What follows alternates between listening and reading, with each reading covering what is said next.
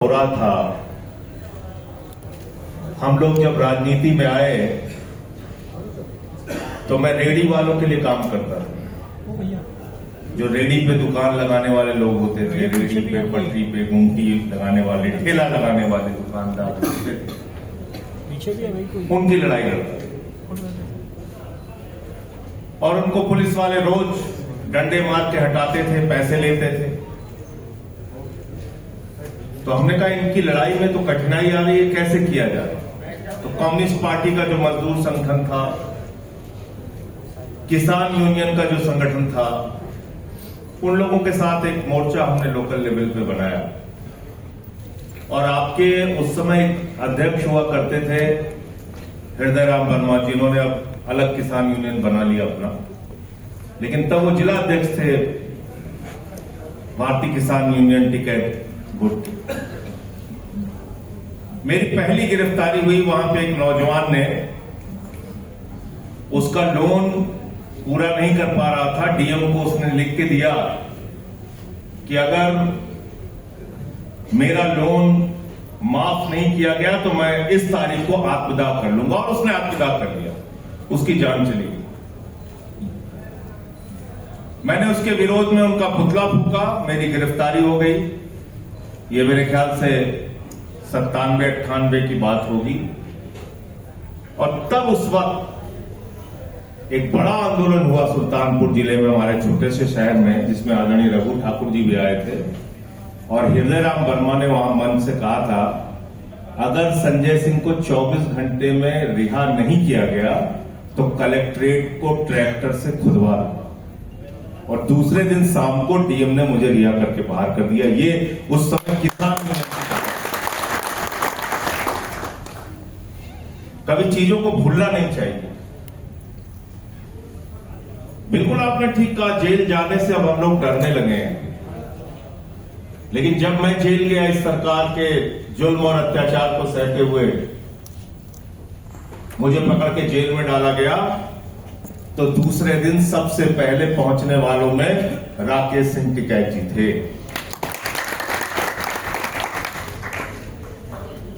और इससे इस परिवार का एहसान है व्यक्तिगत तौर पे, वो मैं भूल नहीं सकता। मैं जेल से रिहा होकर आया तो सबसे पहले गांव गया मिलने के लिए। उस परंपरा को, उस आंदोलन को, किसानों की आवाज को आज भी कोई अगर जीवित रखे हुए है तो राकेश सिंह टिकैत जी, आदरणीय इनके सारे परिवार के लोग आज भी वहां पर स्वर्गीय महात्मा टिकैत के नाम का चिराग जलाते हैं, वहां जाके सब नतमस्तक होते हैं और ये आंदोलन को आज भी जीवित रखे हुए हैं। मैं ये बात इसलिए कह रहा हूं कि 2 दिन, 4 दिन, 10 दिन आंदोलन चलाना बहुत आसान काम होता है, लेकिन जिस तरह से 1 साल तक हिंदुस्तान की सड़कों पे आंदोलन चला, मुझे याद है, दीपेंद्र सिंह हुड्डा जी को भी याद होगा, हम दोनों लोग सांसद थे राज्यसभा में। जब ये काला कानून आया तो मैंने टेबल पे चढ़ के और माइक जो था उसको तीन का तीनों माइक जो हमारे डिप्टी स्पीकर साहब के सामने था, उसको पकड़ के ऐसे हाथ मारा, टूट गया तीनों स्पीकर उनका। 7 सांसद सस्पेंड हुए थे उसमें, राजीव सातव, हम, डेरेक ओब्रायन, 7 सांसद सस्पेंड हुए थे। फिर आपका आंदोलन पूरे देश में जब चला, एक दिन मुझे याद है हम दोनों लोग बैठे हुए थे, नरेंद्र सिंह तोमर जी कृषि मंत्री थे, उनका आज सरकार अपना पक्ष रखेगी, ये 3 कानून क्यों इस देश के लिए जरूरी है। लंच का टाइम था, ये शायद भूल गए और इसलिए मैं कह रहा था कि अभी मैं याद दिलाऊंगा इनको। तो हमसे कहने लगे, संजय भाई आज कुछ होना चाहिए। हमने कहा बिल्कुल होना चाहिए। क्या होना चाहिए? कहने लगे वो जब अभी नरेंद्र सिंह तोमर अपनी बात रखेंगे तो उनको बोलने नहीं देना है। हमने कहा पक्का नहीं बोलने दूंगा, क्योंकि किसान आंदोलन कर रहा, पहले उसके आंदोलन को समाप्त कराओ, 3 काला कानून वापस लो, तब फिर इसका बखान उखान करने की यहां जरूरत नहीं, तब हमसे बात करना। ये तीनों काला कानून वापस होना चाहिए।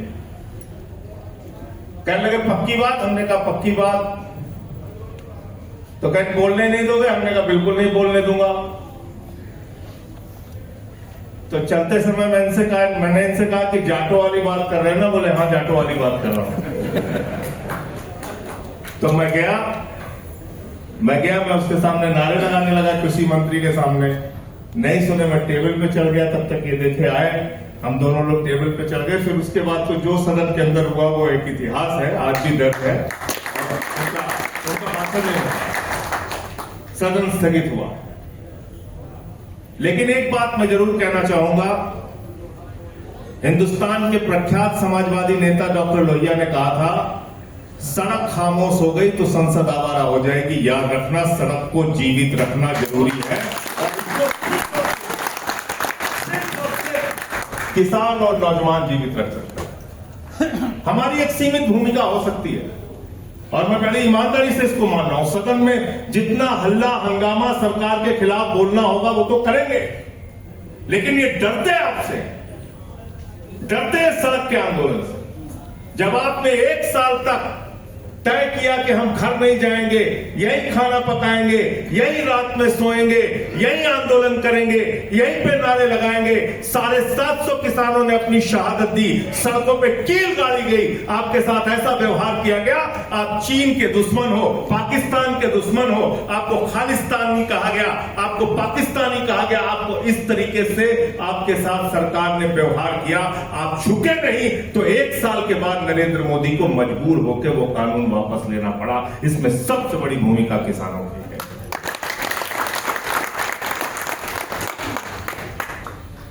बाकी हमारा आंदोलन, सड़क का आंदोलन और सदन का आंदोलन दोनों साथ साथ चलना चाहिए, मैं इससे इनकार नहीं करता। अभी और भी चुनौतियां आने वाली हैं जिसका जिक्र सुधाकर सिंह जी ने किया, भारत और अमेरिका की ट्रेड डील का। और आप भी जानते हैं अच्छी तरीके से, ये किसी नरेंद्र मोदी जी की कृपा से नहीं रुका हुआ है, ये अमेरिका के सुप्रीम कोर्ट की वजह से रुका हुआ है। जिस दिन वहां का सुप्रीम कोर्ट ढीला पड़ जाएगा, एक डांट में साइन करने चले जाएंगे मोदी जी, एक डांट में जाएंगे। 100 बार बोल चुका, धमका के ऑपरेशन सिंदूर बंद कराया, मोदी जी के मुंह से आवाज नहीं निकलती।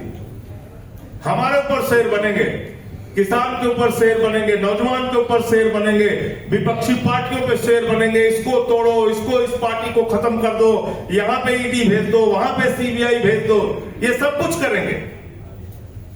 लेकिन वहां भीगी बिल्ली बन जाएंगे। क्या कहा ट्रंप ने? कहने लगा नरेंद्र मोदी जानता है मैं उसका कैरियर खत्म कर सकता हूं। नरेंद्र मोदी जानता है मैं उसका कैरियर खत्म कर सकता हूं। और इतना ही नहीं, जिस भारतवर्ष पे हम लोग गर्व करते हैं, अमेरिका का राष्ट्रपति कहता है तो नरक है भारत। एक शब्द नहीं बोला भारत का विदेश मंत्री, एक शब्द नहीं बोला भारत का प्रधानमंत्री, एक नेता बीजेपी वाला नहीं बोला। ये राष्ट्रवादी बनते हैं, देशभक्त बनते हैं, और इसके बारे में खुलकर चर्चा होनी चाहिए। इनकी मातृ संस्था आरएसएस के मुख्यालय पर 52 साल तक तिरंगा झंडा नहीं फहराया गया। किस प्रकार के देशभक्त हैं ये? इनसे सवाल पूछना पड़ेगा। वंदे मातरम की जो लोग बात करते हैं, उनके पुरखों ने 4 दिन की भी जेल नहीं काटी है वंदे मातरम का नारा लगाते हुए। इस बात को इनसे सवाल करना पड़ेगा। कोई देशभक्ति और कोई राष्ट्रभक्ति इनमें नहीं है। इन्होंने भारत के स्वाभिमान को आज गिरवी रख दिया अमेरिका के आगे। मुझे शर्म आती है कि आपका गैस रूस देने के लिए तैयार है, लेकिन आप कहते हो हम खरीदेंगे नहीं। उपदेश दे रहे हो उनको, लेकिन हम कच्चा तेल रूस से नहीं खरीद सकते, हम गैस रूस से नहीं खरीद सकते, क्योंकि अमेरिका हमें डांटता है।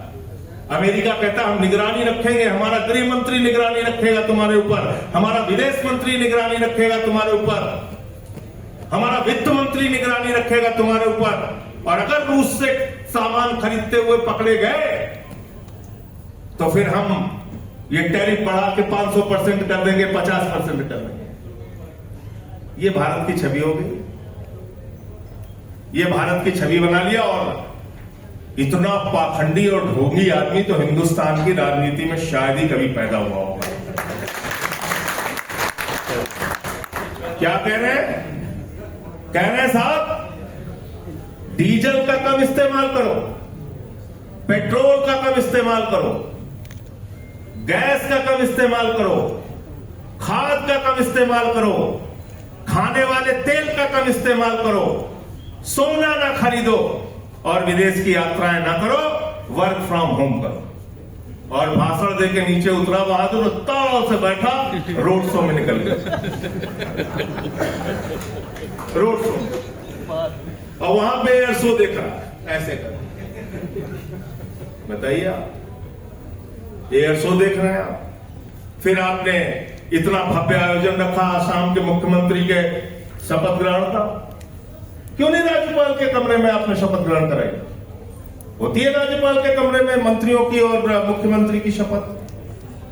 तो ये हो रहा है, जो कहना है उसके विपरीत काम करना है। चुनाव के पहले बोले रहे विपक्ष वालों से सावधान रहना, ये तुम्हारे मंगलसूत्र छीन लेंगे।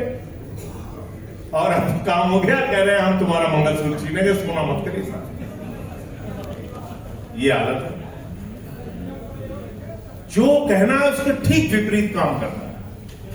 चुनाव तक न गैस की कोई कमी थी, न तेल की कोई कमी थी, न डीजल पेट्रोल की कोई कमी थी। ठीक बताया, अंबानी 40 देशों को तेल भेज रहा है। इनका एक दोस्त, दूसरा दोस्त है, प्यारा दोस्त अडानी।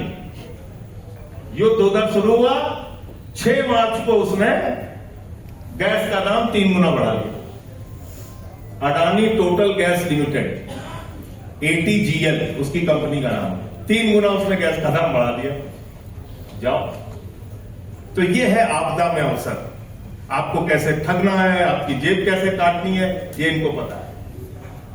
तो इसलिए मैं फिर से युद्धवीर सिंह जी की बात को दोहराते हुए कि इस देश का किसान, इस देश का नौजवान और इन लोगों के पीछे आगे नहीं, आपके साथ कंधे से कंधा मिला के, और आपके पीछे भी जरूरत पड़ेगी तो आपके पीछे हिंदुस्तान की जेलों की क्षमता 6 लाख से ज्यादा नहीं है। मैं तो तिहाड़ होके आ गया, 6 महीने रहा, 183 दिन, और जिस दिन निकला उसके तुरंत बाद से इनके खिलाफ बोलना शुरू कर दिया हूं। और न चुप हुआ हूं, न चुप रहूंगा। लगातार हक के लिए, सच के लिए, किसानों के लिए, नौजवानों के लिए, जब आप फैसला करोगे, आपके आंदोलन में आपका साथी बन के, भाई बन के, जेल जितनी भरने की जरूरत होगी, जो हमारी भी क्षमता है, आपके साथ लग के भरेंगे जेल। कोई चिंता की बात नहीं है।